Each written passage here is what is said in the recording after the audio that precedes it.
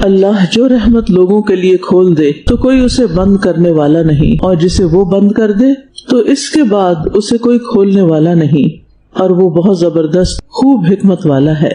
حقیقت یہ ہے کہ بندوں کو جو نعمت بھی حاصل ہے وہ دراصل اللہ تعالیٰ ہی کی طرف سے ہے۔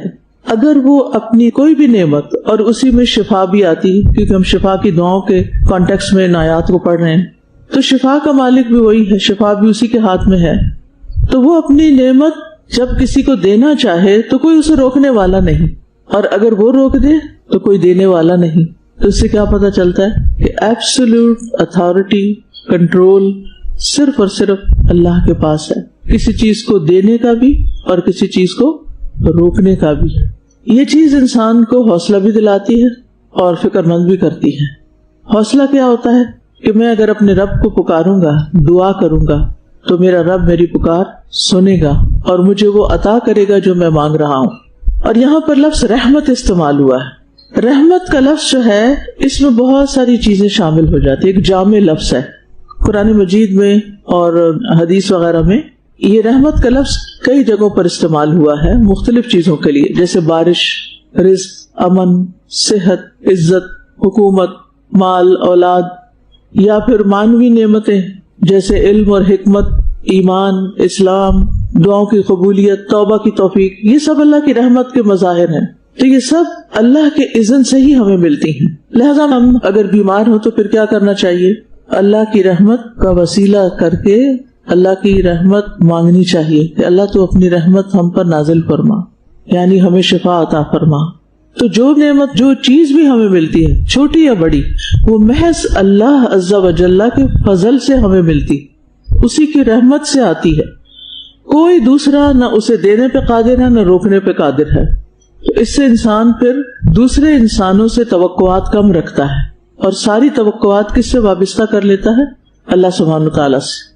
اچھا، کلاس میں ادھر ادھر دیکھنا چاہیے، آپس میں بات کرنی چاہیے، یا وقت سے بہترین فائدہ اٹھانے کے لیے جو کہا جا رہا ہے، پڑھایا جا رہا ہے، اس پہ توجہ رکھنی چاہیے؟ کیا کہتے ہیں آپ؟ اور اگر کوئی آپ کے پاس آرام فرما رہا ہو تو اس کا کیا علاج کرنا چاہیے؟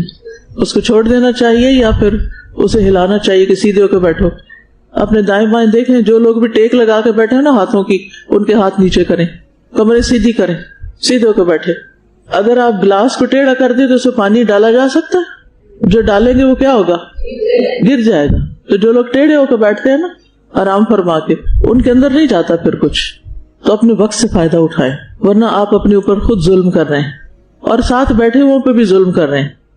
منہ کے آگے ہاتھ مت رکھیں، قلم پکڑیں اور کونیاں ڈیسک سے ہٹا کے سیدھے ہو کے بیٹھیں۔ تو بات یہ ہو رہی تھی کہ جو بھی رحمت ہے ہم پر، وہ کہاں سے آئی ہے؟ اللہ تعالیٰ کی طرف سے۔ عبداللہ بن عباس سے روایت ہے رضی اللہ عنہ کہ نبی صلی اللہ علیہ وسلم نے فرمایا، جان رکھو کہ اگر ساری امت مل کر بھی تمہیں نفع پہنچانا چاہے، ساری امت یعنی پوری دنیا میں مل کر تمہیں کوئی فائدہ پہنچانا چاہے تو تمہیں فائدہ نہیں پہنچا سکتی سوائے اس کے جو اللہ نے تمہارے لیے لکھ دیا، اور اگر وہ سارے مل کر تمہیں کوئی نقصان پہنچانا چاہے تو نہیں پہنچا سکتے سوائے اس کے جو اللہ نے تمہارے لیے لکھ دیا، اور جو اللہ نے لکھ دیا وہ تو پہنچے گا ہی، وہ تو نہیں ٹل سکتا۔ نبی صلی اللہ علیہ وسلم ہر فرض نماز کے بعد ایک دعا پڑھا کرتے تھے، لا الہ الا اللہ وحدہ لا شریک لہ لہ الملک ولہ الحمد وہو علی کل شیء قدیر اللہم لا مانع لما اعطیت ولا معطی لما منعت ولا ينفع ذا الجد منک الجد۔ سبھی کا خوف نکل جاتا ہے نا۔ پھر ہمارے دل میں عام طور پہ ڈر کیا ہوتا ہے؟ اگر میں نے اس کی بات نہ مانی تو کیا ہوگا؟ پھر مجھے اس سے یہ فلاں فائدہ نہیں پہنچے گا۔ نہیں، فائدہ دینے والی ذات اللہ کی ہے۔ اگر اللہ نے فیصلہ کیا ہوا ہے نا آپ کو کوئی فائدہ پہنچانے کا، تو کسی کے روکنے سے کچھ رک نہیں سکتا۔ یہ چیز ہمیں توہمات سے بھی نکال دیتی ہے، فلاں کی نظر لگ گئی ہے، فلاں نے بندش کر دی ہے، فلاں نے روک لگا دی ہے، کوئی کچھ نہیں کر سکتا۔ اگر آپ نے اللہ کی پناہ طلب کی ہوئی ہے، پروٹیکشن لی ہوئی ہے، تو پھر کیا ہوگا؟ یعنی اگر مسنون اذکار کیے ہوئے ہیں تو کسی کا وار آپ پہ نہیں چلے گا، واپس اسی پہ پلٹے گا۔ اس دعا کا مطلب کیا ہے کہ اللہ کے سوا کوئی معبود برحق نہیں، وہ ایک ہے، اس کا کوئی شریک نہیں، اس کی بادشاہت ہے اور اس کے لیے تعریف ہے، اور وہ ہر بات پر قادر ہے۔ اے اللہ تیری عطا کو کوئی روکنے والا نہیں اور تیری روکی ہوئی چیز کو کوئی عطا کرنے والا نہیں، اور کسی دولت مند کو اس کی دولت تیرے عذاب سے نہیں بچا سکتی۔ دنیا میں اگر کسی کے پاس ہر طرح کی سہولتیں ہوں، ہر نعمت ہو، لیکن وہ اللہ کا فرما بردار نہیں، تو قیامت کے دن اس کی دنیا کی قوت، مال، دولت، اولاد اس کو اللہ کے عذاب سے نہیں بچا سکتی۔ تو اللہ تعالیٰ کی ان صفات کو بیان کرنے کا مقصد کیا ہے کہ انسان اپنا تعلق سب سے زیادہ کس سے مضبوط کرے؟ اللہ سے۔ اب آپ اپنے آپ سے ایک سوال کریں، کیا میرا تعلق اللہ تعالیٰ سے مضبوط ہے؟ اللہ کرنے والا ہے، اللہ مالک ہے۔ اور اس کی دلیل کہاں سے ملتی ہے؟ نبی صلی اللہ علیہ وسلم کے اس واقعے سے، جب آپ کسی غزوے پہ یا جا رہے تھے یا واپس آ رہے تھے تو راستے میں پڑاؤ کیا اور دوپہر کا وقت تھا، آپ ایک درخت کے نیچے آرام فرما رہے تھے اور آپ کی تلوار کہاں تھی؟ درخت کے ساتھ لٹکی ہوئی تھی۔ اتنے میں وہاں سے کوئی اعرابی گزرا، اس نے دیکھا بندہ سو رہا ہے، اس نے کیا کیا؟ تلوار اتار لی اور سونت کے کھڑا ہو گیا کہ بتاؤ تمہیں میرے وار سے کون بچا سکتا ہے؟ آپ نے کیا جواب دیا؟ اللہ۔ آپ سوچیے سر، اس کو امیجن کیجئے، آپ اپنے آپ کو وہاں رکھیے کہ آپ سو رہے تھے، اچانک کوئی شخص گن لے کے آپ کے سر پہ کھڑا ہو گیا، بتاؤ اب تمہیں کون بچائے گا؟ تو آپ کے منہ سے کیا نکلنا چاہیے؟ اللہ۔ تو اس شخص پہ کیا کیفیت گزری؟ کانپنے لگا، تلوار اس سے چھوٹ گئی۔ وہ تلوار کس نے پکڑی؟ نبی صلی اللہ علیہ وسلم۔ پھر آپ نے اس سے پوچھا اب بتاؤ تمہیں میرے وار سے کون بچائے گا؟ تو بات یہ ہے کہ کوئی بھی سچویشن ہو، سب سے پہلا خیال، اگر آپ کا پہلا دھیان آپ کا اللہ تعالیٰ کی طرف چلا گیا نا، سمجھے آپ کا تعلق اللہ تعالیٰ سے مضبوط ہے۔ لیکن اگر اس وقت آپ کا دھیان اللہ تعالیٰ کی طرف نہیں جاتا، کسی اور کی طرف جاتا ہے، تو اس سے کیا پتہ چلتا ہے کہ آپ کا بھروسہ زیادہ تر اسباب پر ہے، اس شخص پر یا چیزوں پر۔ مثلاً کوئی آپ سے کہتا ہے کہ آپ کے علاج پر اتنے پیسے لگیں گے، تو آپ پہلی بات کیا سوچیں گے؟ میرے پاس ہیں یا نہیں؟ نیچرل ہے، نہیں ہے، لیکن علاج بھی ضروری ہے۔ اب اس کے بعد اگلا خیال کیا آتا ہے؟ کوئی مسئلہ نہیں، وہ میری اماں مجھے دے دیں گی۔ اور دوسرا شخص کہتا ہے اللہ مالک ہے، اللہ بندوبست کرے گا۔ یہ جواب بھی آپ نے سنے ہوں گے نا، اللہ ہے نا، اللہ بندوبست کرے گا، توکلت علی اللہ۔ ان دو لوگوں میں بہت بڑا فرق ہے۔ والدین پہ بھروسہ کرنے والے کا معاملہ فرق ہے اس سے جو اللہ پہ بھروسہ کرتا ہے، اور اللہ پہ بھروسہ کر کے، اللہ کو پکار کے، اللہ کو یاد کر کے، پھر وہ کیا کرتا ہے؟ پھر اماں کے پاس جاتا ہے، اور اگر اللہ نے اس کی ماں کے دل میں ڈالا تو وہ آپ کی مدد کر دے گی، یا اماں کی جگہ کوئی بھی ہو سکتا ہے۔ ہماری زندگی میں مایوسیاں کیوں ہوتی ہیں؟ اس لیے کہ ہمارا اللہ پہ بھروسہ نہیں ہوتا، ہمارا بندوں پہ ہوتا ہے، اور جب بندے ہماری مدد نہیں کرتے تو پھر ہمارا حال کیا ہوتا ہے؟ پھر ہمارے اندر ایک غم، غصہ اور ایک فرسٹریشن آتی ہے کہ یہ کیسے ہیں میرے رشتہ دار، مجھے پوچھتے بھی نہیں، میرا خیال بھی نہیں کرتے، ان کو میرا دکھ نظر بھی نہیں آتا، اور اس سے اگلے مرحلے پر مزید غصہ ہو کے آپ ان کے لیے بد دعائیں کرنے لگتے ہیں۔ اور ہو سکتا ہے وہ مستحق نہ ہو تو وہ بد دعا کس پہ پلٹے گی؟ کرنے والے پر۔ تو سب سے پہلا نقطہ جو زندگی میں سمجھ جانا چاہیے اور جس کے بغیر کوئی چیز سیدھی ہو نہیں سکتی، وہ ہے اللہ کی توحید کو مضبوط پکڑنا، اللہ کے ساتھ سب سے زیادہ مضبوط تعلق قائم کرنا۔ اگر وہ آپ کا ہو گیا نا، سارے مسائل حل ہونے لگیں گے۔ اور اگر وہ تعلق مضبوط نہیں ہے نا، تو آپ چاہے 101 لوگوں کو اپنے مسائل سنا کر مشورے لے لیں، آپ کا مسئلہ نہیں حل ہونے والا۔ کچھ لوگوں کی عادت یہ ہوتی ہے نا کہ جس نے ہمدردی کی اسی کے آگے مسئلہ رکھنا شروع کر دے، ہر ایک کے آگے رونا شروع کر دے۔ نتیجہ کیا نکلتا ہے؟ ایسے بندے کی کوئی عزت ہوتی ہے؟ لیکن جو بندہ اللہ سے مدد مانگ کر آتا ہے، پھر اللہ دل میں خیال ڈالتا ہے کہ فلاں کے پاس چلے جاؤ، تو انسان پھر اللہ کی دی ہوئی رہنمائی میں کسی سے مدد حاصل کرتا ہے، تو الحمدللہ کام ہو بھی جاتا ہے۔ میں سمجھتی ہوں کہ اگر شفا کی دعاؤں کے سارے سیشنز کے بعد آپ نے صرف ایک بات سیکھی، اور وہ ایک اللہ پر بھروسہ اور ایک اللہ کو مضبوطی سے تھامنا، تو میں سمجھوں گی کہ آپ نے سمجھ لی۔ اور اگر یہ ہماری زندگی میں نہیں نہ آیا، پریکٹیکل لائف میں آیا ہی نہیں، تو پھر بس یہ علم ہے، علم پہ علم جمع ہو رہا ہے، بس ٹھیک ہے۔ آپ بتا سکتے ہیں کسی کو کہ میں نے سارے لیکچر اٹینڈ کیے ہوئے ہیں، میں نے نوٹس بھی بڑے اچھے لیے ہوئے ہیں، میں نے سوشل میڈیا پہ شیئر بھی کیا ہوا ہے، لیکن نا بس وہ ابھی میرے اپنے اندر کچھ نہیں آیا۔ ہے نا محرومی کی بات کہ ہم ساری دنیا کو بانٹتے پھرے اور وہ چیز ہمارے اپنے پاس ہی نہ ہو۔ تو کوئی بھی کام کرنے کا کوئی ایک مقصد ضرور ہمارے مائنڈ میں ہونا چاہیے کہ میں نے اس سے اچیو کیا کرنا ہے۔ کوئی گول ہونا چاہیے، اور وہ یہی کہ اللہ سے تعلق مضبوط کرنا ہے. اور اللہ تعالیٰ سے تعلق مضبوط کرنے کے لیے اللہ تعالیٰ کی صفات کا علم ہونا ضروری ہے، اور پھر اسی کو پکارنا، اسی کے اوپر بھروسہ کرنا، اسی پر توکل کرنا، اسی سے ڈرنا، اسی کا تقوی اختیار کرنا، اسی سے امید رکھنا. اور یہ بھی یاد رکھے کہ ہمارا دین ہمیں بتاتا ہے کہ مومن کے لیے بیماری جو ہے آزمائش ہونے کے ساتھ ساتھ اللہ تعالیٰ کی ایک نعمت بھی ہے. ہم بیماری کو صرف ایک مصیبت سمجھتے ہیں یا آزمائش سمجھتے ہیں، وہ ہماری روحانی قوت اور اللہ تعالیٰ کے ساتھ مضبوط تعلق کا ذریعہ بنتی ہے، جو ہمیں دنیا اور آخرت میں فائدہ دیتا ہے.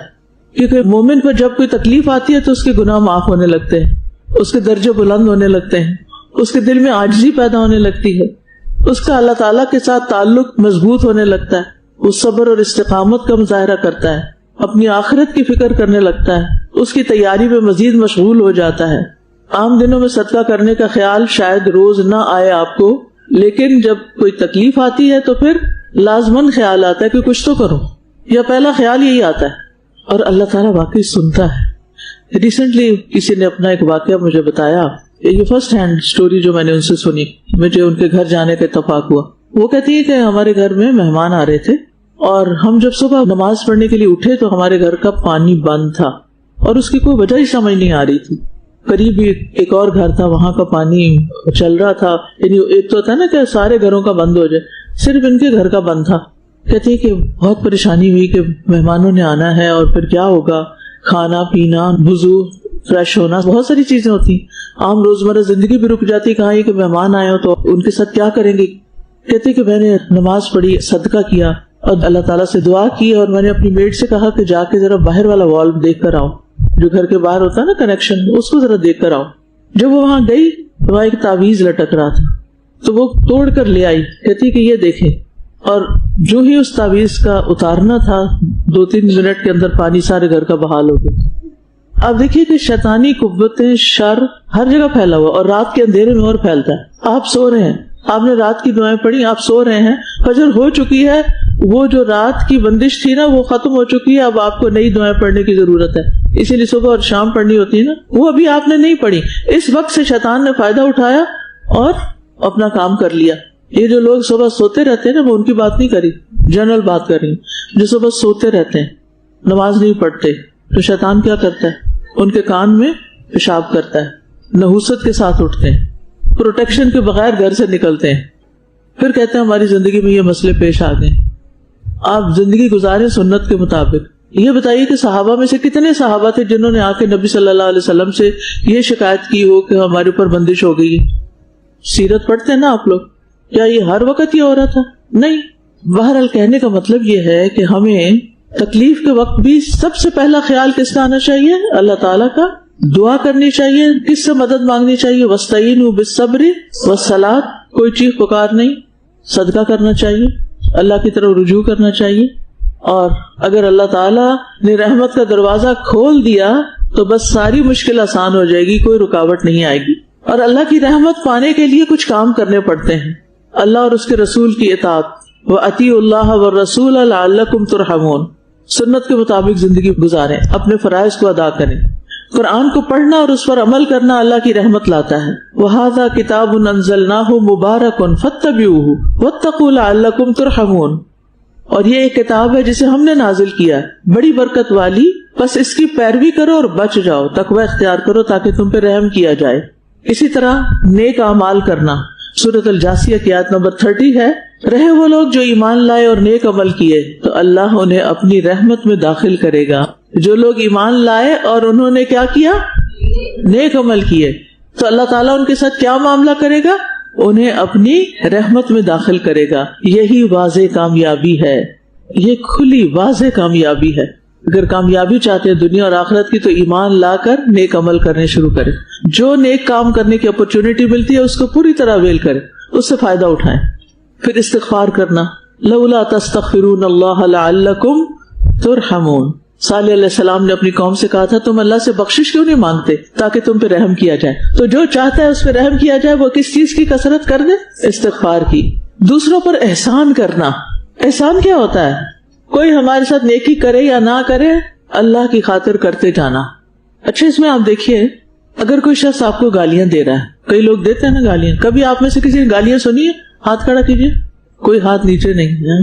تو اس سے پتہ چلتا ہے کہ مسلمان گالیاں دے رہے ہیں نا، تبھی آپ نے سنی. سب نے گالی کون دیتا ہے اور کب دیتا ہے؟ جب کوئی غصے میں ہوتا ہے اس کو گالی دیتا ہے. آپ کو پتا ہے کہ وہ گالی دوسرے کو تو لگتی ہے نہیں لگتی، جو بول رہا ہوتا ہے نا اس کا نقصان زیادہ ہو رہا ہوتا ہے. اگر آپ چاہتے ہیں نا آپ کے دل کا حال بدل جائے تو آپ کیا کریں؟ زبان سے منفی الفاظ، گالیاں وغیرہ، تانے اور نیگیٹو قسم کے جو الفاظ ہیں نا وہ بولنا چھوڑ دیں. تکلیف دینے والے منفی الفاظ بولنا چھوڑ دیں، دوسروں کو تانے دینا چھوڑ دیں، گالی دینا چھوڑ دیں. یعنی آپ کو غصہ آیا ہے اور آپ کے دل میں آیا کہ آپ کسی کو مثلا گدھا ہی کہہ دیں، تو آپ کیا کریں؟ کنٹرول. نہیں، میں نے کسی کو نہیں کہنا. کتنی یہ مائیں دین پڑھنے کے باوجود بھی بچوں کو جب ڈانٹ ڈپٹ کرتی ہیں تو کیسے کیسے تانے دیتی ہیں. کیا آپ کے اندر سکون بھر جاتا ہے تانا دے کے؟ اور آگ لگتی ہے اور غصہ تیز ہوتا ہے، شدت پکڑتا ہے. تو اپنے دل کا حال بدلنے کے لیے آپ نے اپنی زبان کو بدلنا ہے، الفاظ کا چناؤ بہتر کرنا ہے.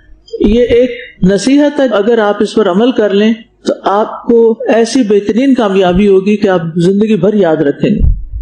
دل کے سکون کے لیے الفاظ کا چناؤ بہتر کرنا ہے، کیونکہ جو آپ بولتے ہیں نا وہ براہ راست سب سے پہلے آپ کے کان سنتے ہیں اور آپ کے دل پر اس کی چوٹ لگتی، خود آپ کے اوپر اس کا اثر پڑتا ہے.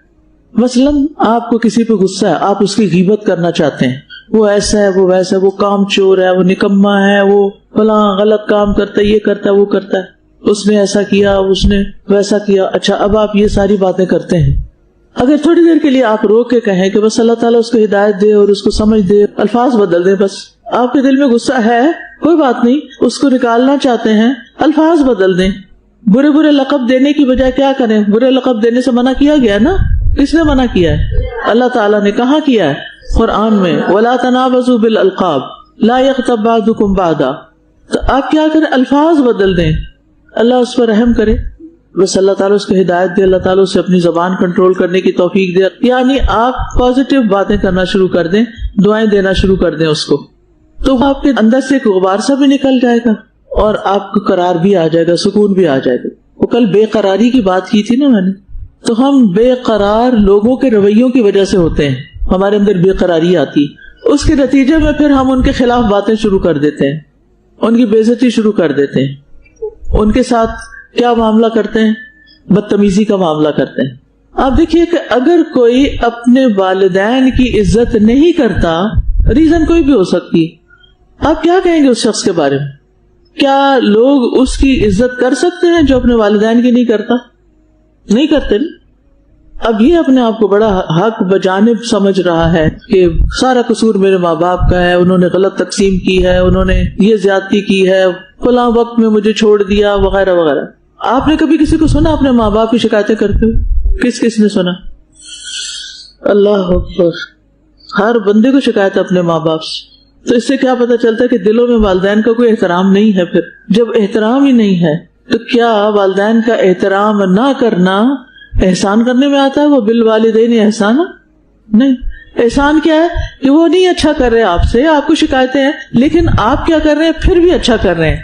اتنا کام آپ کر سکتے ہیں کہ وہ اچھا نہیں کر رہے پھر بھی آپ اچھا کریں.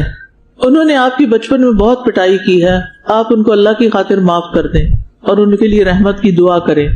جو کسی کے لیے دعا کرتا ہے رب ارحمہما وما ربیانی صغیرا، کیا اللہ تعالیٰ اس پہ رحمت نہیں کرے گا؟ آپ کو رحمت چاہیے کہ نہیں چاہیے؟ میں اس وقت بات کر رہی ہوں کہ کن طریقوں سے رحمت آتی ہے، رحمت حاصل کیسے کرتے ہیں. کیونکہ ان رحمت اللہ قریب من المحسنین، بے شک اللہ کی رحمت احسان کرنے والوں کے قریب ہے. جو لوگ احسان کا رویہ اختیار کرتے ہیں اللہ کی رحمت ان کے قریب ہے، بس آ ہی جائے گی، ابھی آ جائے گی. قریب جو چیز ہوتی ہے وہ کیا ہوتا ہے؟ کسی وقت بھی پہنچ جائے گی، کسی بھی شکل میں پہنچ جائے گی. آپ کسی سے پوچھتے کتنی دور ہو تو کہتے قریب ہی ہوں، تو آپ کو تسلی ہو جاتی بس ابھی پہنچا، ابھی رحمت آ جائے گی، مسئلہ حل ہو جائے گا. اسی طرح دیگر رشتے ہیں، مثلا استاد ہے. اب یہ نہ سمجھے کہ یہ میں کوئی اپنی ایڈوکیسی کر رہی ہوں کہ آپ مجھے ضرور عزت دیں، کیونکہ میری عزت تو اللہ کے ہاتھ میں، آپ کے پاس ہے ہی نہیں. آپ کے دینے سے مجھے نہیں ملے گی، وہ تو اللہ چاہے گا تو ملے گی، اور اگر وہ نہیں چاہے گا تو کچھ نہیں ہو سکتا. میں کسی سے چھین کے لا نہیں سکتی، کوئی کمپین نہیں چلا سکتی. تو اگر ہم میں ہوں یا کوئی بھی ٹیچر ہے، اس سے شکایت ہو سکتی ہے، کوئی اختلاف ہو سکتا ہے، انسان ہے نا ہم سب، ہم فرشتے بن کے تو نہیں بیٹھے یہاں، ہم انسان ہیں، ہم کسی وقت ایسی بات کہہ سکتے ہیں یا ایسا کوئی رویہ اختیار کر سکتے ہیں جس سے آپ کو تکلیف پہنچے. قدرتی بات ہے، آپ کو شکایت ہوگی، آپ اپنی سہیلی سے کہیں گے، ادھر کہیں گے ادھر کہیں گے، اور پھر آپ ایسے الفاظ استعمال کرتے ہیں کہ جو عزت کے دائرے سے باہر ہیں. یہ ایسے کرتی ہے، یہ ایسے کہتی ہے، یہ فلاں ہے، یہ فلاں ہے، یہ اپنے آپ کو کیا سمجھتی ہے. یہاں تک لوگ اپنے ٹیچرز کے بارے میں باتیں کرتے ہیں، یہ اپنے آپ کو کیا سمجھتی ہے. کیا یہ زبان استعمال کرنی چاہیے؟ نہیں. حضرت علی نے کہا تھا جس نے مجھے ایک لفظ بھی سکھا دیا میں اس کا غلام بن گیا، وہ جدھر چاہے مجھے بیچ دے. یہی وہ لوگ تھے نا جنہیں علم کا حصہ ملا. تو ہم علم سے اور علم کی روح سے اور علم کے فائدوں سے محروم کیوں ہیں؟ کیونکہ ہمارے اندر وہ بنیادی اخلاق نہیں ہے، جبکہ اخلاق جو ہے وہ دین دنیا کی بھلائیاں حاصل کرنے کا ذریعہ ہے.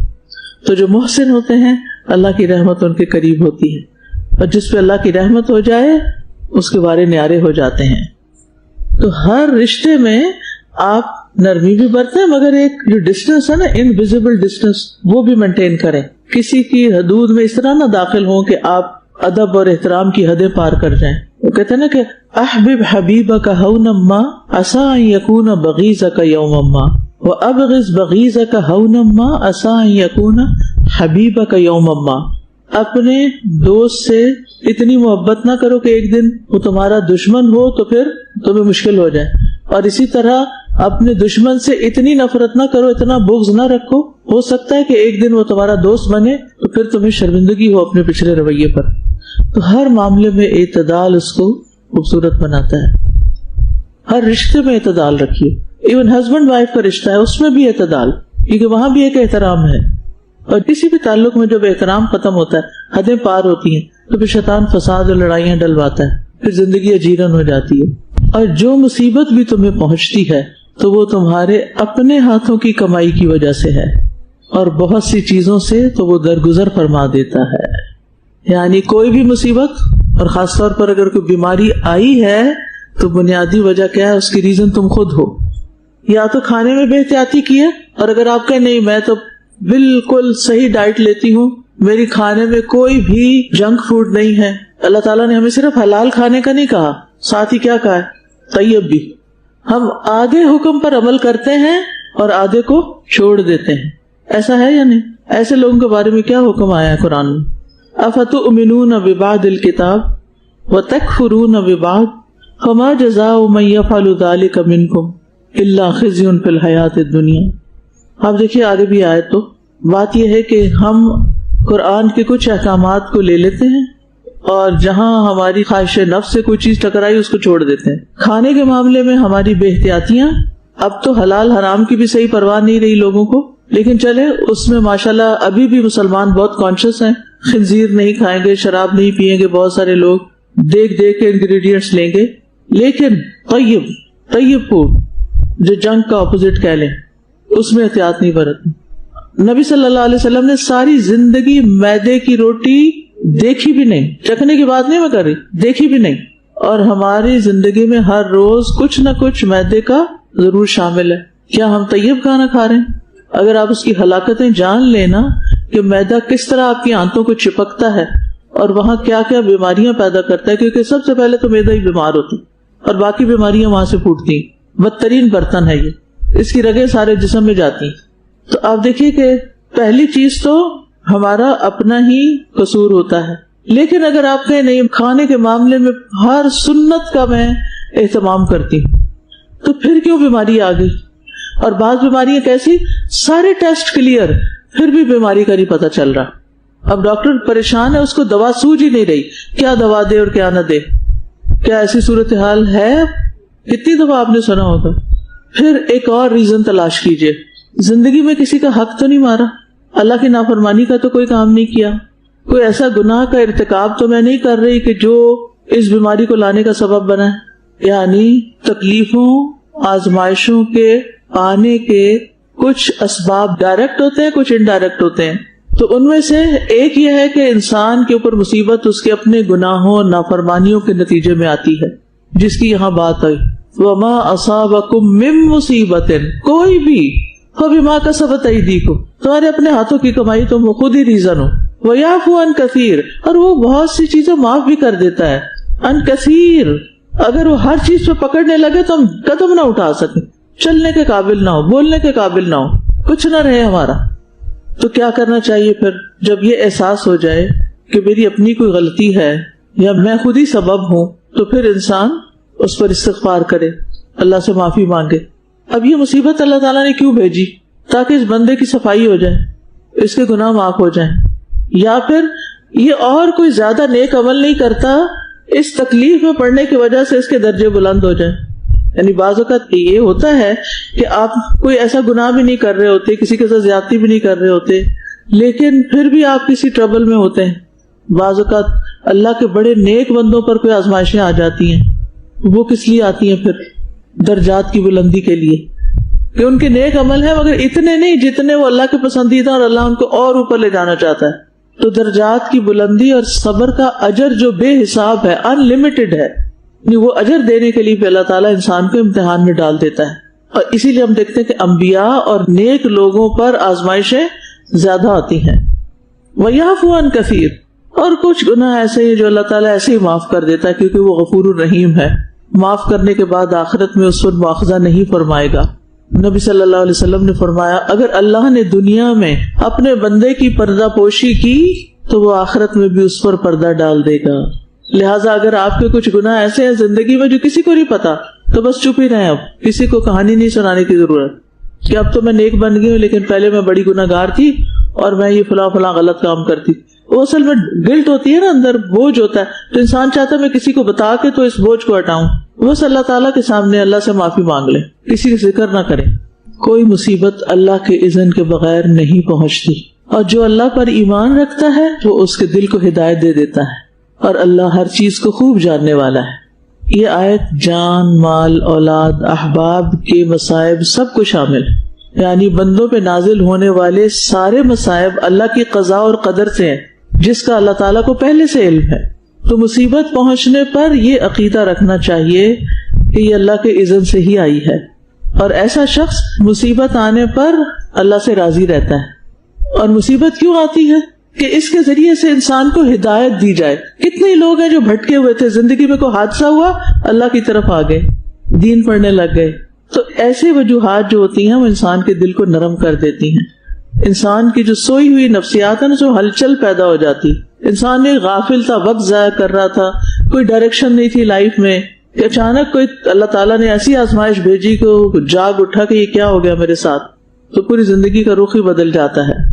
اور وہ گناہوں کا کفارہ بھی ہوتی ہیں، درجات کی بلندی کا سبب بھی ہوتی ہیں. انسان عقیدہ توحید بھی مضبوط ہوتا ہے، توکل بھی انسان کے اندر آ جاتا ہے، اور انسان کے اندر سے خود پسندی نکال کے مصیبتیں اس کو اللہ کے قرب کی طرف لے جاتی ہیں.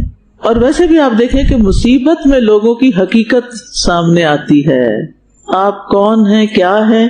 جب تک حالات اچھے ہیں تو پتہ نہیں چلتا آپ خوش اخلاق ہیں کہ نہیں، لیکن جب آپ پر کوئی ٹف ٹائم آیا تو آپ کے اخلاق کی پوری حقیقت واضح ہو جائے گی. کیا ایسا نہیں ہوتا کہ ہم کسی کے رویے سے پریشان ہو تو مسکرانا ہی بھول جاتے ہیں؟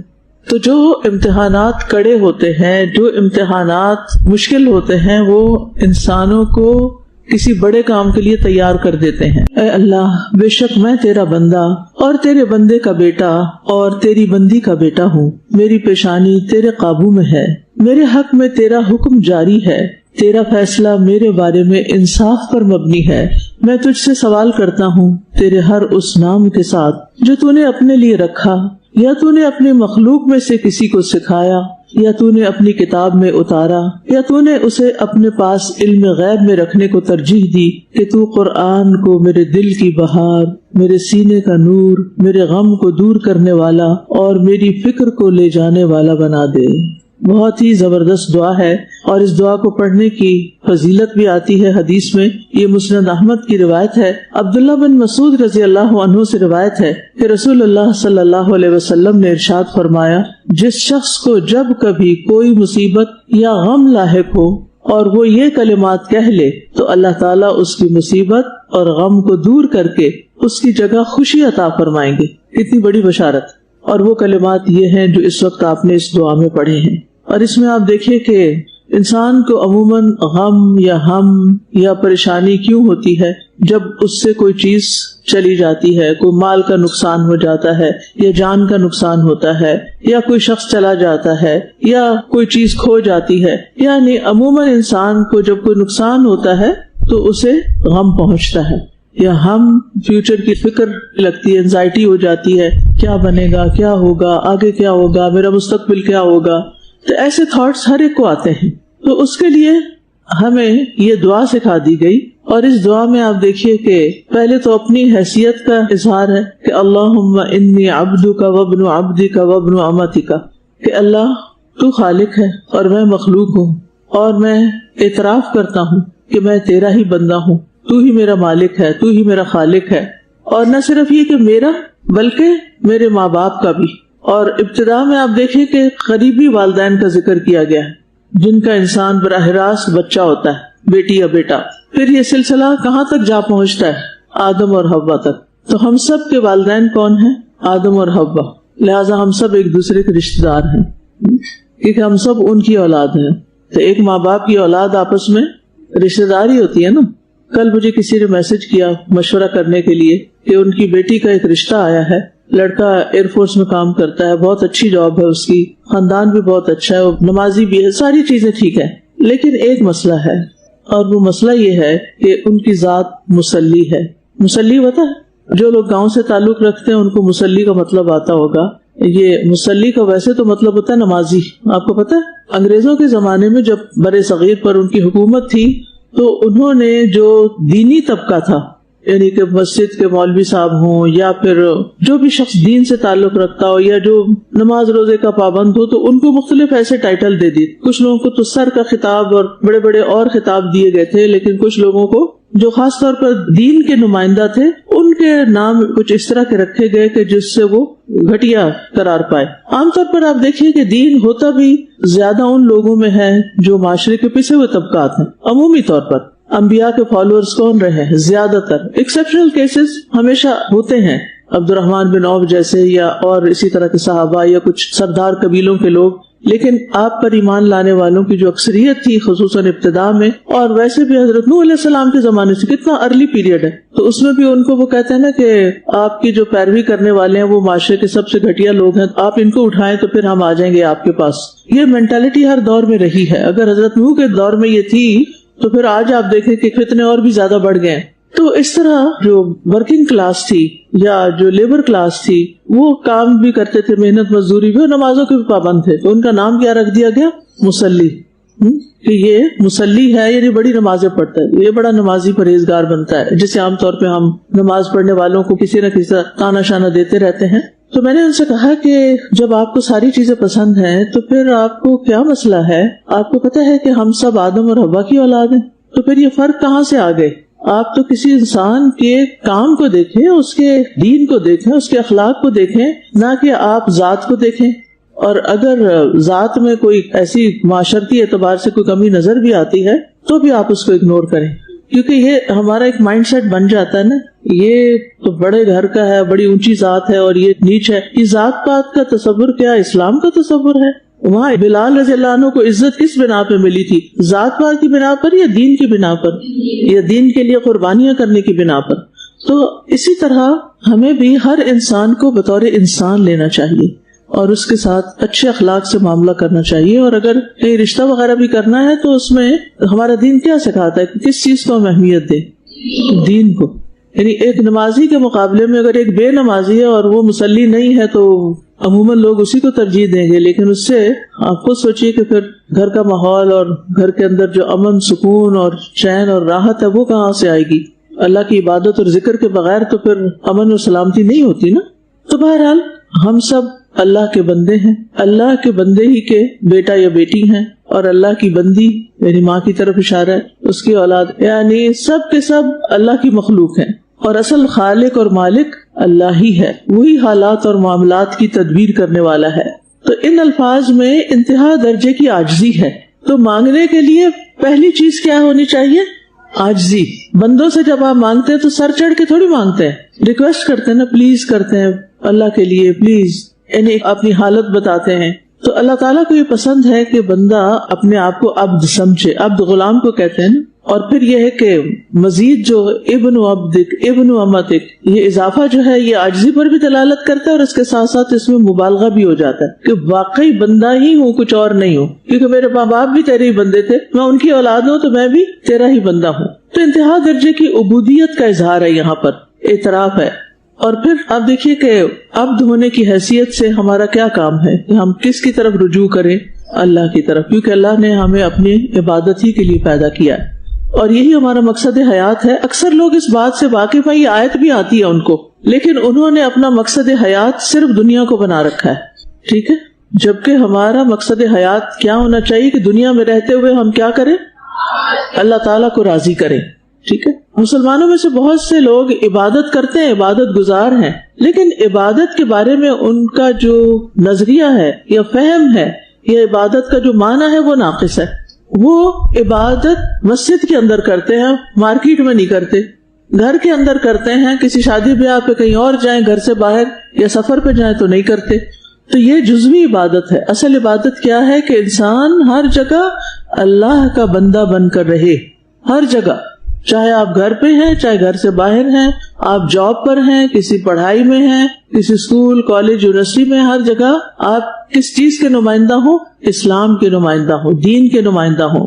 تو بعض لوگ عبادت گزار ہوتے ہوئے بھی اپنے معاملات خراب کرتے ہیں، یعنی ان کے معاملات درست نہیں ہوتے، لوگوں کے ساتھ ڈیلنگ درست نہیں ہوتی. تو لوگوں کے ساتھ اچھی طرح ڈیل کرنا، اچھے اخلاق کا مظاہرہ کرنا، یہ بھی کیا ہے؟ عبادت ہے. تو انسان کی پوری زندگی دراصل عبادت ہونی چاہیے، یعنی اس کو خانوں میں نہ بانٹے، تو اللہ کے بندے بن کر رہیں. یعنی دنیا میں جو کچھ بھی انسان کرے اللہ تعالیٰ کی دی ہوئی ہدایت کے مطابق کرے. اٹھنا بیٹھنا سونا جاگنا کھانا پینا چلنا پھرنا سب کچھ اللہ کی مرضی کے مطابق ہو.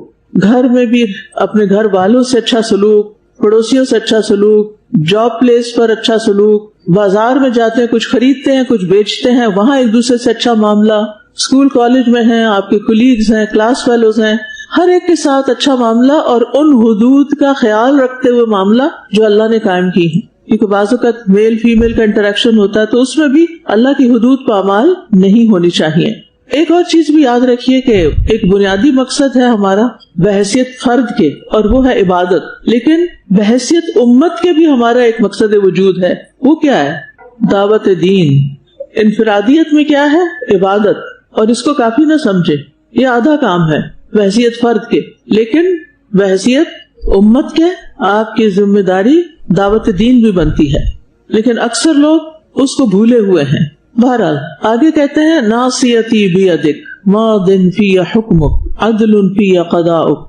ناصیہ کہتے ہیں سر کے اگلے حصے کو، یہ جو پیشانی کے اوپر بال ہوتے ہیں نا، ماتھے کے اوپر والے حصے پہ، یہ سر کا اگلا حصہ ہے. یعنی میرے سر کا اگلا حصہ اللہ کے ہاتھ میں ہے. کہتے ہیں کہ یہاں پر فرنٹل لوب جو ہوتا ہے اسی سے انسان کی سوچنے سمجھنے کی صلاحیت تعلق رکھتی ہے. یعنی میرا جہاں میں کوئی ڈیسیژن لیتا ہوں یا کوئی فیصلہ کرتا ہوں وہ سارے کا سارا کیونکہ وہ آپ کے ہاتھ میں، تو آپ ہی کی مرضی اور آپ ہی کی بھیجی ہوئی تقدیر اور اس کے مطابق میں آپ کی رضا پہ راضی رہتا ہوں. جب میری پیشانی کے بال اللہ کے ہاتھ میں ہے یا میری پیشانی اللہ کے ہاتھ میں ہے تو اس کا ایک معنی تو یہ ہے کہ پھر مجھ پر سارا تصرف اللہ تعالیٰ ہی کا ہے، جو وہ چاہتا ہے میرے حق میں فیصلہ ہوتا ہے. اور دوسرا یہ ہے کہ مجھے اپنی زندگی میں پرائرٹی پھر اللہ ہی کو دینی چاہیے جس کے ہاتھ میں میرے تمام معاملات ہیں. ماض فی حکمک، میرے بارے میں تیرا ہی حکم چلتا ہے. حکم دو طرح کا ہوتا ہے، ایک دینی اور شرعی، اور دوسرا قدری کونی. کونی کون سا ہوتا ہے؟ یعنی کہ تقدیر سے متعلق جو چیزیں ہوتی ہیں. تو یہ دونوں حکم بندے میں نافذ اور جاری ہیں، چاہے وہ ان کو پسند کرے یا ان کا انکار کرے. اب ہوتا یہ ہے کہ شرعی حکم کا تو ہم انکار بھی کر لیتے ہیں، اس میں چوائس دی گئی، اختیار دیا گیا ہمیں، ماننا تو مانو، نہیں ماننا نہ مانو، پھر ایک دن آؤ گے تو پوچھ لوں گا میں تم سے. دوسری طرف کون سے احکامات ہیں؟ کونی قدری، یعنی تقدیر سے. اس میں ہمارے ساتھ کیا ہوتا ہے؟ وہی ہوتا ہے جو اللہ چاہتا ہے، اس میں ہمارا اختیار نہیں ہوتا. عدل فی قضاؤک، اللہ تعالیٰ کے سارے فیصلے ہر اعتبار سے انصاف پر مبنی ہے.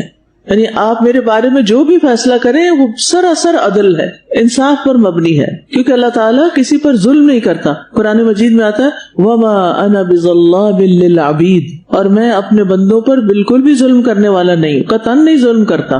لہٰذا اللہ تعالیٰ نے جو دین اور شریعت ہمیں بھیجی ہے وہ بھی عدل و انصاف پر قائم ہے، اور اس کے ساتھ ساتھ جو تقدیر ہے اللہ کی اس میں بھی اللہ نے کسی پر ظلم نہیں کیا. اللہ کا ہر فیصلہ حکمت اور مصلحت پر مبنی ہوتا ہے. وما ربک بظلام للعبید. تو اب دیکھیے کہ اللہ تعالیٰ سے ابھی کچھ مانگا تو نہیں گیا، ابھی تو صرف اپنی عاجزی کا اظہار ہو رہا ہے. اپنی حاجت پیش کرنے سے پہلے عاجزی کا اظہار ہو رہا ہے کہ میں کچھ نہیں، سارے فیصلے تیرے ہاتھ میں ہے، سارا اختیار تو تیرے پاس ہے. اسألک، اب سوال، یہ دعائے سوال ہے، ٹھیک ہے. اسألک بکل اسم ہوا لک، میں سوال کرتا ہوں تجھ سے ہر اس اسم نام کا واسطہ دے کر جو آپ کے لیے ہے، یعنی آپ کے ہر نام کا واسطہ دے کر میں سوال کرتا ہوں. کون سا نام؟ سمیت بہ نفسک، جو آپ نے اپنے لیے خود رکھا، یعنی آپ نے اپنا نام رکھا. سمیت بہ نفسک، تو اس سے یہ پتہ چلتا ہے کہ کوئی اور اللہ تعالیٰ کا نام نہیں رکھ سکتا.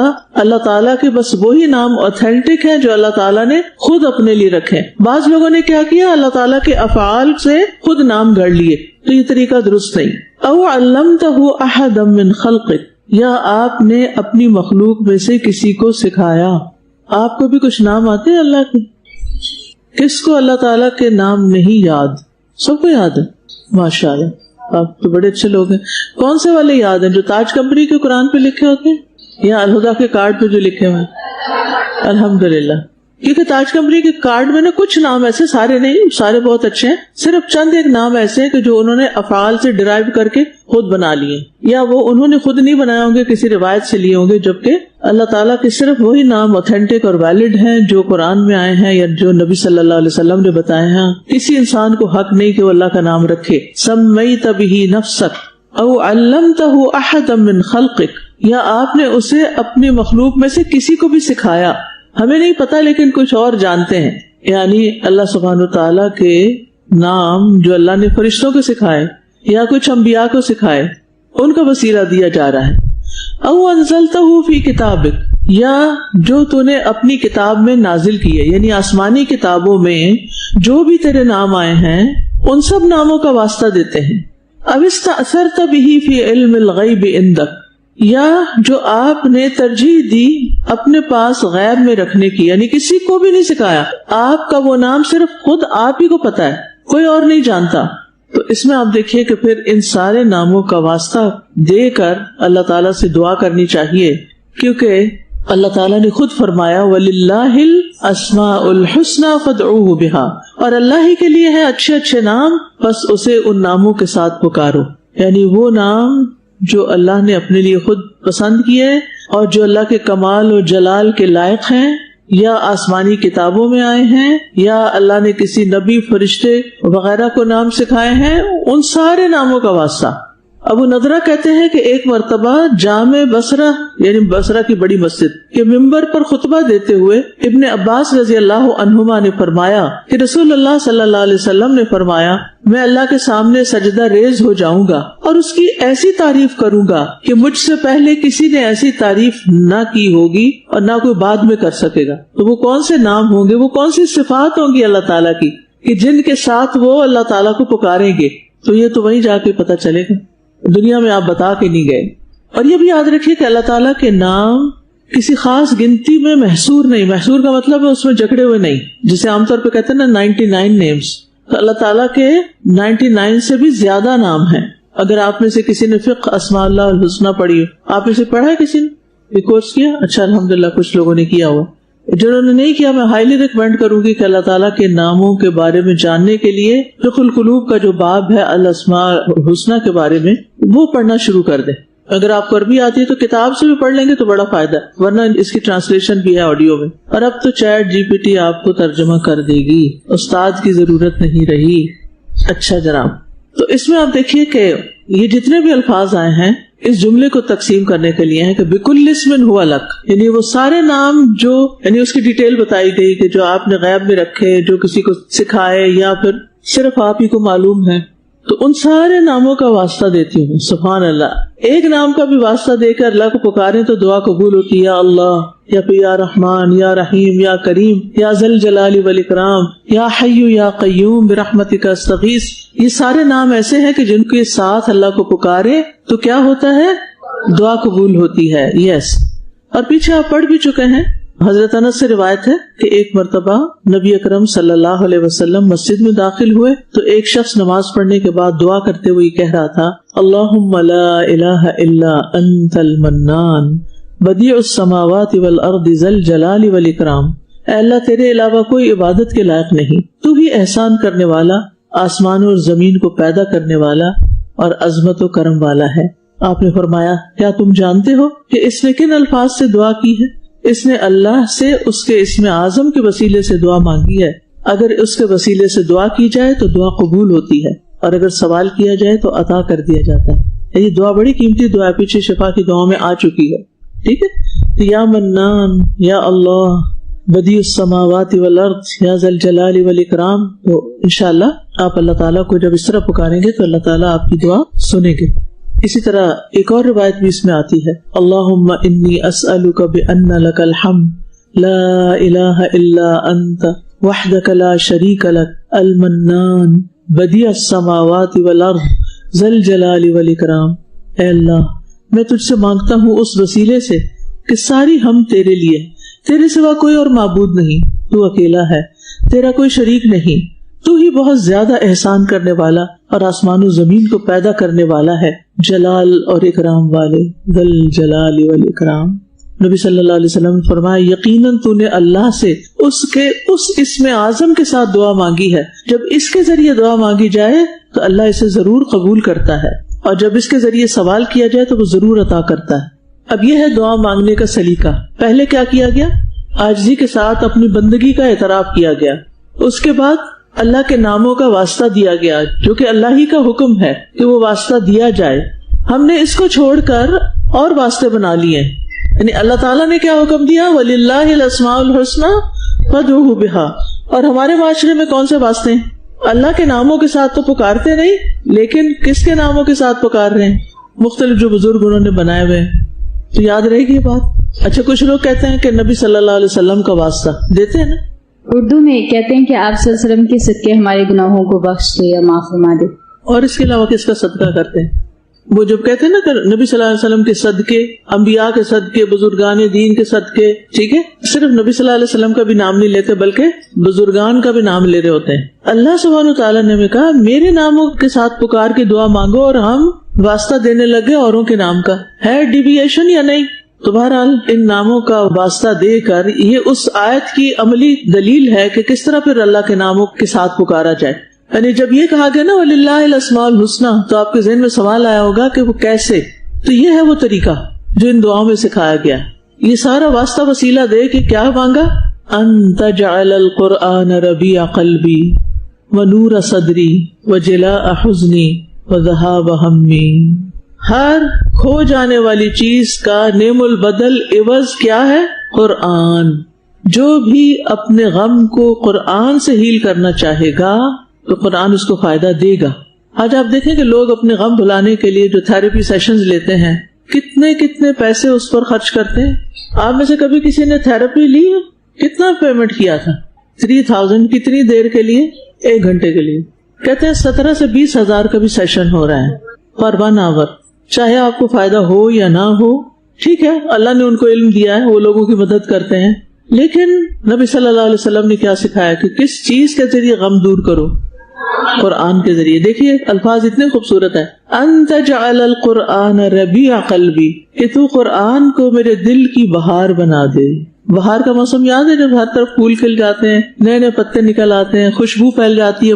تو میرے دل میں بھی ایسی ہی بہار آ جائے.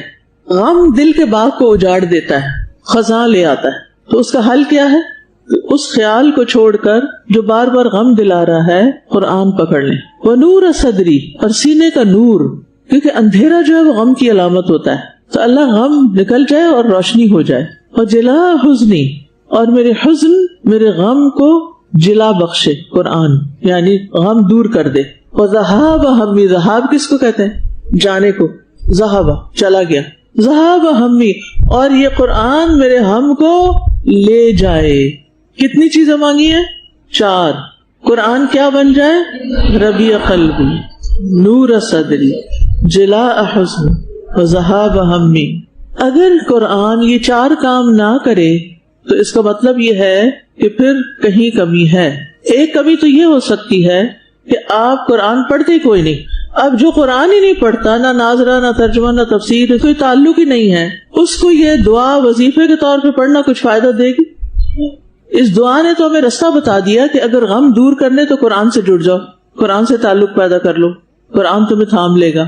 اور کیا وعدہ کیا جا رہا ہے کہ دل باغ باغ ہو جائے گا، آپ خوش ہو جائیں گے، آپ کے اندر ایک سکینت آ جائے گی، آپ کا سینہ روشن ہو جائے گا، آپ کو باتیں سمجھ آنے لگے گی، آپ کو مشکلات کا حل نظر آنے لگے گا، جب آپ لاسٹ ہو تو رستہ نظر آنے لگے گا، اور یہ قرآن ہی دیتا ہے۔ اور ساتھ ہی حزن بھی چلا جائے گا، ہم بھی چلا جائے گا، اور قرآن خوشی اور مسرت کا باعث بن جائے گا۔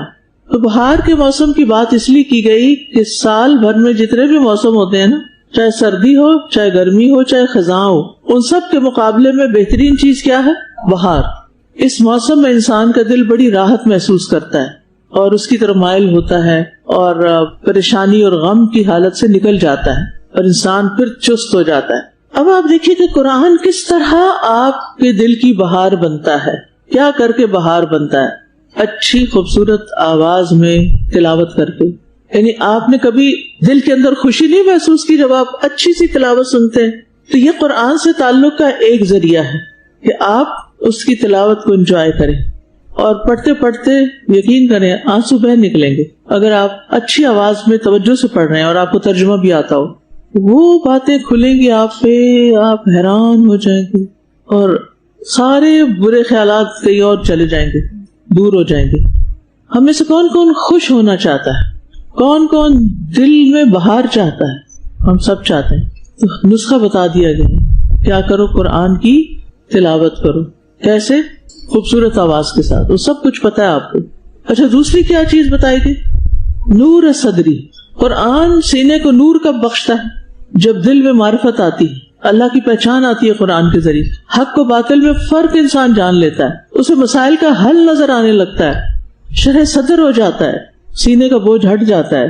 جو بھی آپ کو مسئلہ پیش ہے، کیا آپ کے ساتھ کبھی یہ ہوا کہ آپ کسی مسئلے کے ساتھ کلاس میں داخل ہوئے اور اس دن کی آیات آپ ہی کے مسئلے کا حل تھا؟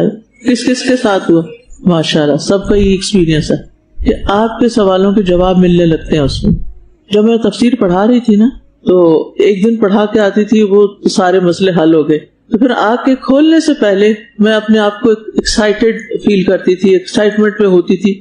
اچھا بھلا کل کیا آ رہا ہے، دیکھو تو صحیح کل کون سی آیتیں ہیں اور ان میں کیا میسج ہے اور ان میں کیا سبق ہے۔ اور پھر یہی ہوتا تھا، ادھر سے کوئی مسئلہ پیش آیا اور ساتھ ہی اللہ نے رہنمائی کر دی۔ قل ان ھدی اللہ ھو الھدی، آپ کہہ دیجئے کہ بے شک اللہ کی ہدایت ہی اصل ہدایت ہے۔ اور یہ ہدایت کہاں ہے؟ قرآن میں۔ اچھا، آپ یہ بھی تو کہہ سکتے ہیں کہ کس کو پتا جو قرآن میں لکھا ہے وہ صحیح ہے کہ نہیں؟ بعض لوگ یہ کہتے ہیں، سمجھتے ہیں کہ ضروری تو نہیں کہ جو کچھ قرآن کہتا ہے وہ صحیح ہو۔ تو آپ کیا کہتے ہیں؟ شک میں ہے یا یقین میں کہ صحیح ہے؟ کوئی دلیل دیجیے مجھے، کس بات کا یقین ہے آپ کو کہ واقعی یہ کلام اللہ کی طرف سے؟ لا ریب فیہ، کسی کتاب میں یہ دعویٰ نہیں کیا گیا کہ لا ریب فیہ، اور کسی کتاب میں یہ نہیں کہا گیا وَإِن كُنتُمْ فِي رَيْبٍ مِّمَّا نَزَّلْنَا عَلَىٰ عَبْدِنَا فَأْتُوا بِسُورَةٍ مِّن مِّثْلِهِ وَادْعُوا شُهَدَاءَكُم مِّن دُونِ اللَّهِ إِن كُنتُمْ صَادِقِينَ۔ اگر تمہیں کوئی شک ہے، ان کنتم فی ریب مما نزلنا علی عبدنا، اس کے بارے میں جو ہم نے اپنے بندے یعنی محمد صلی اللہ علیہ وسلم پر نازل کیا، یہاں کتاب کی طرف اشارہ ہے، باقی جگہوں پر معنی اسٹریچ کر لیا جاتا ہے، سنت بھی بیچ میں شامل ہو جاتی کیونکہ وہ بھی آپ ہی کے تھرو آئی۔ خیر، تو اللہ تعالیٰ نے 1400 سال سے چیلنج کیا ہوا ہے سب کو، اس جیسی کوئی صورت بنا لاؤ۔ وقتاً فوقتاً لوگوں نے کوشش کی لیکن کامیاب نہیں ہو سکے۔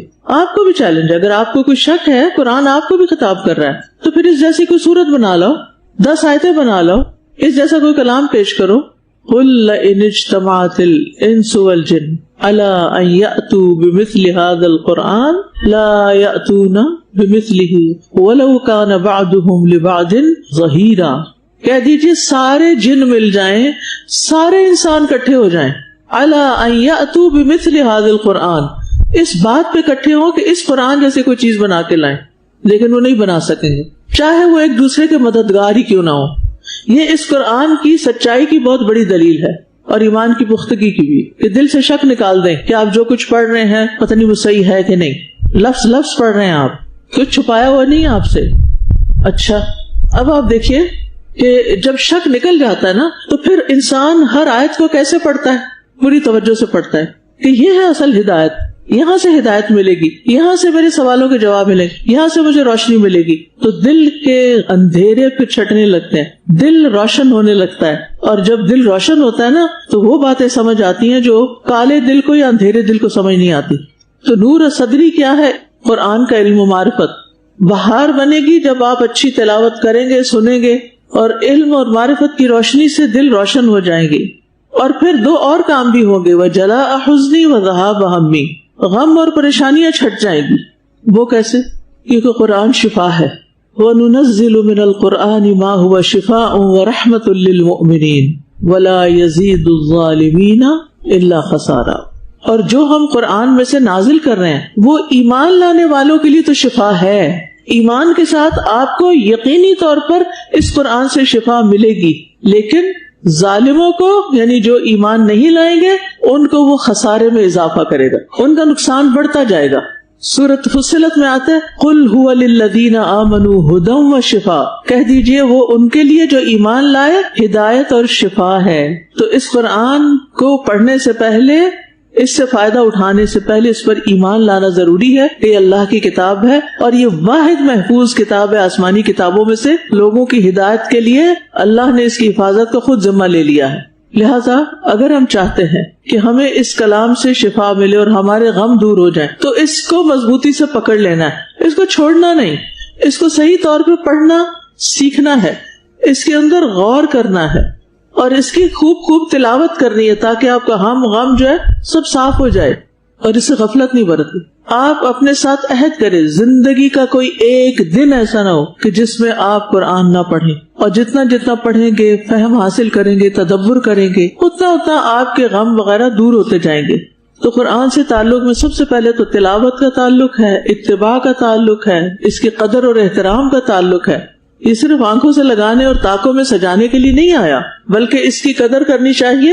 کس طرح؟ خوش دلی سے تلاوت کر کے، ٹھہر ٹھہر کر ترتیل سے پڑھ کے، اور پھر اس کو غور سے سن کے، جب کوئی اور پڑھ رہا ہو خاموشی کے ساتھ سن کے، کوئی اور مشغولیت نہ ہو، کوئی اور کام نہ کر رہے ہیں، بے توجہ ہی نہ ہو، اوروں سے باتیں نہ ہو، اور پھر تدبر اور تفکر کر کے، اور تدبر تفکر کے لیے ایک سے زیادہ تفسیریں پڑھنی پڑتی ہیں پھر مختلف انداز سے، اور اس کے لیے جو تدبر کورس ہے وہ بہترین ہے آپ کے لیے، صرف ایک بگنر کے طور پر۔ آگے اگر آپ کو طریقہ آ جائے تو پھر مزید خود بھی پڑھ سکتے ہیں، ویسے ہم سوچ رہے ہیں کہ ایک لیول اور اس کا انٹروڈیوس کر دیں تاکہ مزید بھی تدبر ہو سکے۔ تو اب آپ دیکھیں کہ تدبر کے لیے آپ تفاسیر کی کمپیریٹیو اسٹڈی بھی کرتے ہیں، اور آپ اس میں یعنی آیات کی مناسبت سے غور و فکر بھی کرتے ہیں، اور اس کے لیے علم کی ضرورت ہوتی ہے، وقت کی ضرورت ہوتی ہے، محنت کی ضرورت ہوتی ہے، لیکن جو یہ کر لیتا ہے اس کی زندگی سے پھر غم نکلنا شروع ہو جاتے ہیں۔ اور قرآن پڑھتے ہوئے نا انسان کو اس کی عظمت ملحوظ ضرور رکھنی چاہیے کہ اللہ کا کلام رکھنے میں، اٹھانے میں، لینے میں، دینے میں، پڑھنے میں، اس کے بارے میں بات کرنے میں۔ ریسنٹلی کسی نے ایک کورس انٹروڈیوس کیا تو اس کو میں دیکھ رہی تھی، تو اس میں قرآن کی آیات کے بارے میں لکھا ہوتا ہے، ننھے ننھے جملے ہیں اس میں۔ کیا ہمیں یہ کہنا چاہیے قرآن کی آیات کو ننھے ننھے جملے؟ نہیں کہہ سکتے، بھول ہو گئی، صاحب ہو گئی، خیال نہیں گیا ادھر۔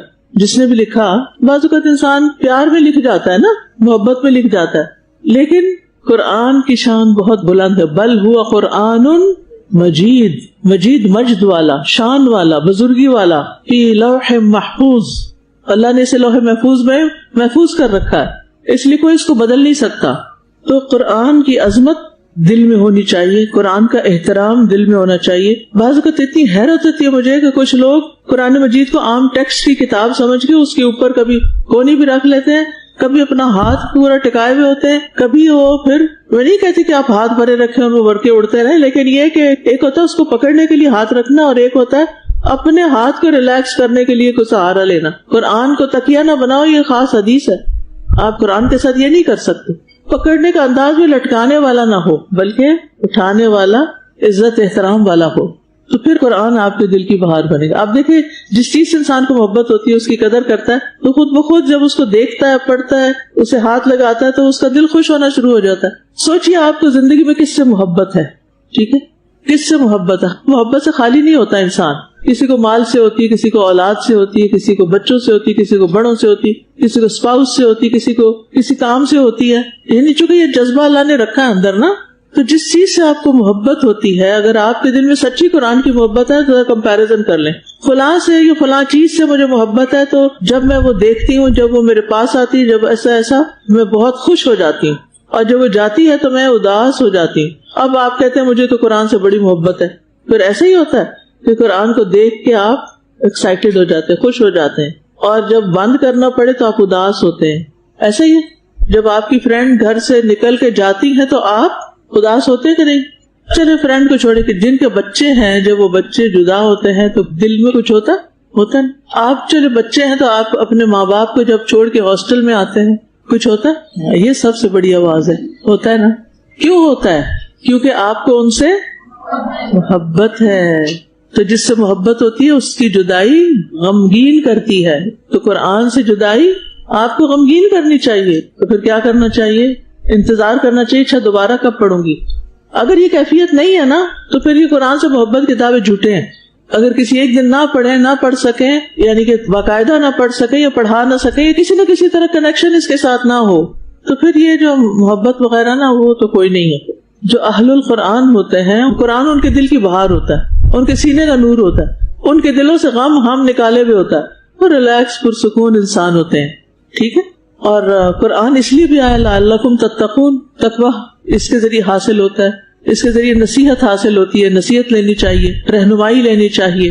اور آخری دعا ہے اللہم اجعل ہمی الآخرہ، اے اللہ میرا ہم و غم آخرت کو بنا دو. یہ دعا مسنون نہیں ہے لیکن حدیث سے ماخوذ ہے.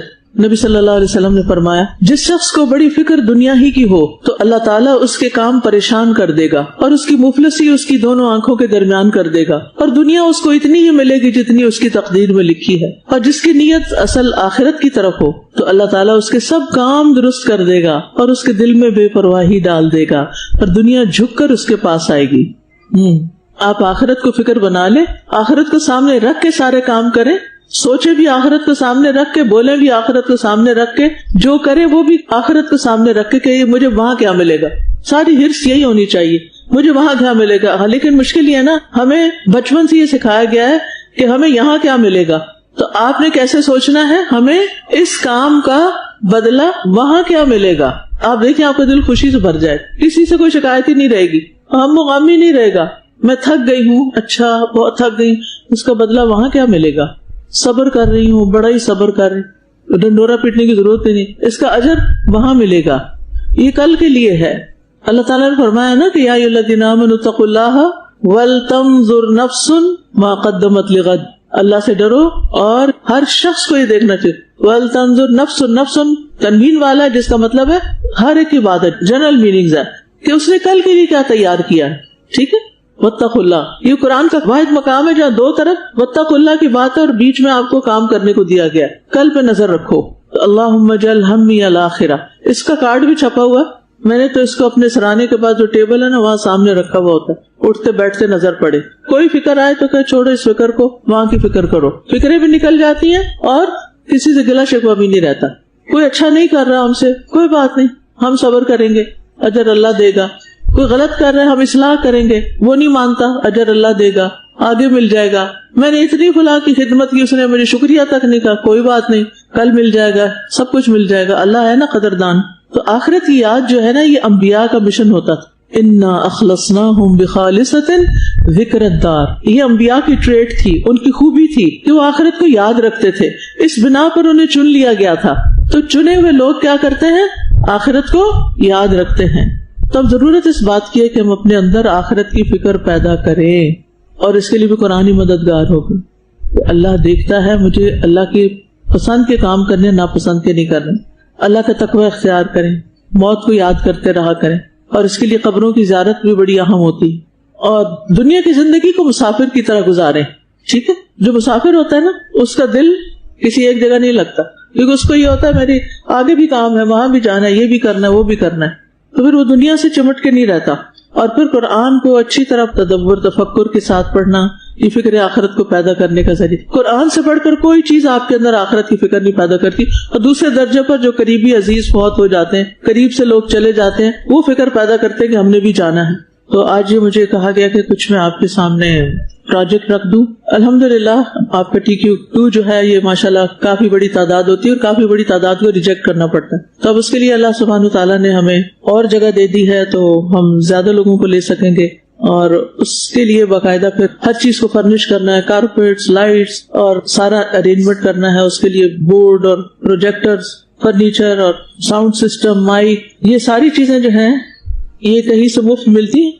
اگر کوئی پتہ بتا دے تو ہم ذرا وہاں جا کے لے آئیں, اٹھا کے لگا لیں, یا اس پہ کچھ کاسٹ آتی تو وہ کس کو دینی چاہیے؟ ہم سب کو مل کر اس میں حصہ ڈالنا چاہیے. اب آپ دیکھیے, مثلا میں اس مائک میں بولتی رہی, آپ سب کو فائدہ پہنچا, نہ صرف یہاں بلکہ الہدا سے باہر بھی جو لوگ سن رہے ہیں. اب یہ اگر نہیں ہو تو یہ میسج آپ تک نہیں جا سکتا نا. لائٹ چلی گئی تھی لیکن آواز آتی رہی آپ کو. تو ظاہر ہے جس کا بھی مال اس میں لگا ہوا ہے اس کے لیے کیا بن رہا ہے؟ صدقہ جاریہ. جس ڈیسک پہ آپ بیٹھ کے لکھ رہے ہیں یا کونیاں رکھے ہوئے ہیں, وہ بھی ثواب کس کو پہنچے گا؟